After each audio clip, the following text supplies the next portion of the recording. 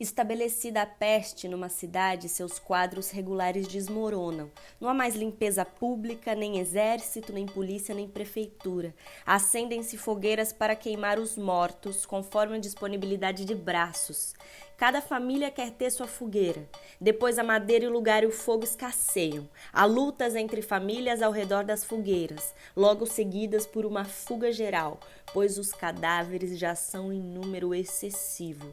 Os mortos já atravancam as ruas em pirâmides instáveis que animais roem aos poucos. Seu mau cheiro sobe pelo ar como uma labareda. Ruas inteiras são bloqueadas pelo amontoamento dos mortos. É então que as casas se abrem, que pestíferos delirantes com os espíritos carregados de imaginações pavorosas espalham-se gritando pelas ruas. O mal que lhes corrói as vísceras, que anda por seu organismo inteiro, libera-se em jorros através do espírito. Outros pestíferos que, sem bubões, sem dores, sem delírios e sem sangramentos, observam-se orgulhosamente em espelhos, sentindo-se explodir de saúde, caem mortos com a bacia nas mãos, cheio de desprezo pelos outros pestíferos. Sobre os riachos sangrentos, espessos, nauseabundos, cor de angústia e de ópio que brotam dos cadáveres, passam estranhas personagens vestidas de cera, com narizes compridos, olhos de vidro e montadas em uma espécie de sandálias japonesas, feita com um arranjo duplo de tabuinhas de madeira, uma horizontal em forma de sola e a outra vertical, que as isolam dos humores infectos. Elas passam salmodiando litanias absurdas, cuja virtude não as impede de submergir por sua vez no braseiro. Esses médicos ignaros só mostram seu medo e a sua puerilidade. Nas casas abertas, a ralé imunizada, ao que parece, por seu cúpido frenesi, penetra e rouba riquezas que ela sente que lhe serão inúteis. E é então que se instala o teatro. O teatro, isso é, a gratuidade imediata que leva a atos inúteis e sem proveito para o momento presente. Os últimos vivos se exasperam. O filho, até então submisso e virtuoso, mata o pai. O casto sodomiza seus parentes. O libertino torna-se puro. O avarento joga seu ouro aos punhados pela janela. O herói guerreiro incendeia a cidade por cuja salvação outrora se sacrificou. O elegante se enfeita e vai passear nos ossários. Nem a ideia da ausência de sanções, nem a da morte próxima bastam para motivar atos tão gratuitamente absurdos por parte de pessoas que não acreditavam que a morte fosse capaz de acabar com tudo. E como explicar esse aumento de febre erótica entre pestíferos curados que, em vez de fugir, ficam onde estão, tentando extrair uma volúpia condenável de moribundos ou mesmo mortos, meio esmagados pelo amontoado de cadáveres onde o acaso os alojou?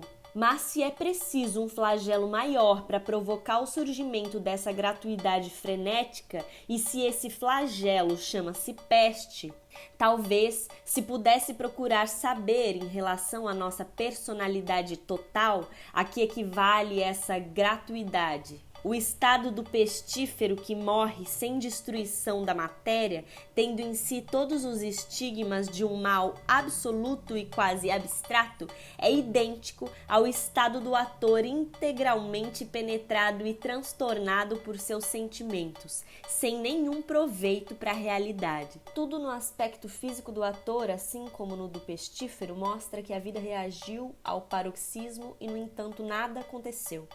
Entre o pestífero que corre gritando em busca de suas imagens e o ator que persegue a sua sensibilidade, entre o vivo que se compõe das personagens que em outras circunstâncias nunca teria pensado em imaginar e as realiza no meio de um público de cadáveres e de alienados delirantes, e o poeta que inventa personagens intempestivamente e as entrega a um público igualmente inerte ou delirante, há outras analogias que explicam as únicas verdades que importam e que põem a ação do teatro e da peste no plano de uma verdadeira epidemia.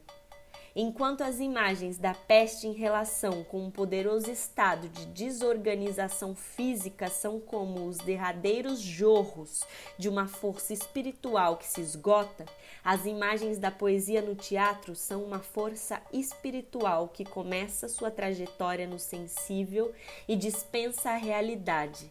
Uma vez lançado ao seu furor, é preciso muito mais virtude ao ator para impedir-se de cometer um crime do que coragem ao assassino para executar seu crime.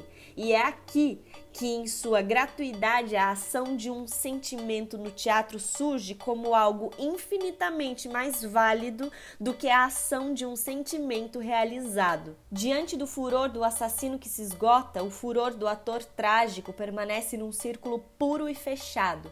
O furor do assassino realizou um ato, ele se descarrega e perde contato com a força que o inspira, mas não mais o alimentará.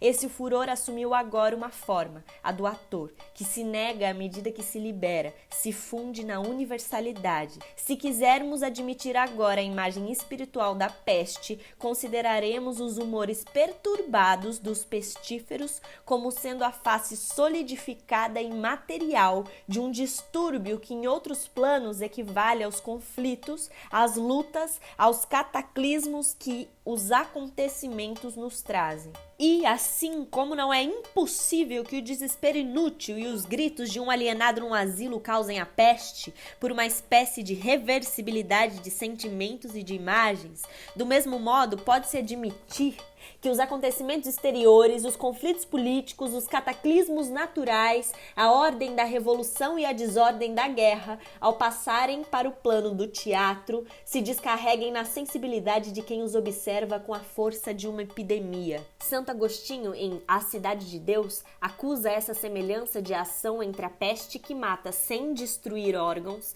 e o teatro que, sem matar, provoca no espírito não apenas de um indivíduo, mas de um povo, as mais misteriosas alterações. Sabei, diz ele, vós que os ignorais com esses jogos cênicos, espetáculos de torpezas não foram estabelecidos em Roma pelos vícios dos homens, mas por ordem de vossos deuses. Seria mais razoável prestar homenagens divinas a Cipião do que a deuses assim. Claro, eles não valiam a pontífice que tinham. Para apaziguar a peste que matava os corpos, vossos deuses exigiam em sua honra esses jogos cênicos, e vosso pontífice, querendo evitar a peste que corrompe as almas, opõe-se à construção do próprio palco. Se ainda vós representam alguns lampejos de inteligência para preferirdes a alma ao corpo, escolhei quem merece vossas adorações, pois a astúcia dos espíritos maus, prevendo que o contágio cessaria nos corpos, aproveitou alegremente a ocasião para introduzir um flagelo muito mais perigoso, pois atinge não os corpos, mas os costumes. De fato, tal é a cegueira, tal é a corrupção produzida pelos espetáculos na alma, que mesmo nesses últimos tempos, aqueles que têm essa paixão funesta, que escaparam ao saque de Roma e se refugiaram em Cartago, passavam o dia no teatro, delirando cada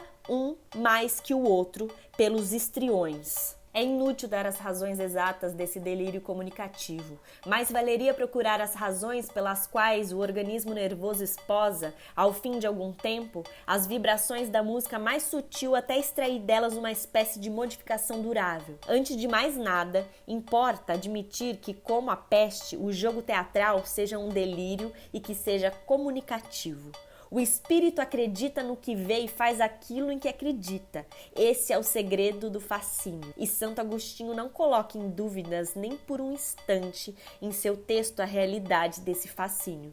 No entanto, há certas condições a serem buscadas para fazer nascer o espírito um espetáculo que o fascine, e essa não é uma simples questão de arte. Ora, se o teatro é como a peste, não é apenas porque ele age sobre importantes coletividades e as transtorna no mesmo sentido. Há no teatro, como na peste, algo de vitorioso e de vingativo ao mesmo tempo. Sente-se que esse incêndio espontâneo que a peste provoca por onde passa não é nada além de uma imensa liquidação.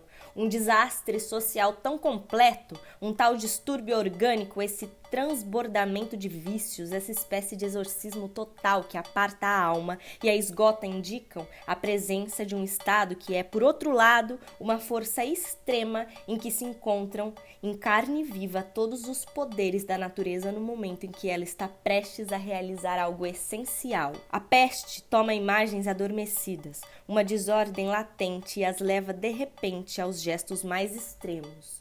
O teatro também toma gestos e os esgota. Assim como a peste, o teatro refaz o elo entre o que é e o que não é, entre a virtualidade do possível e o que existe na natureza materializada.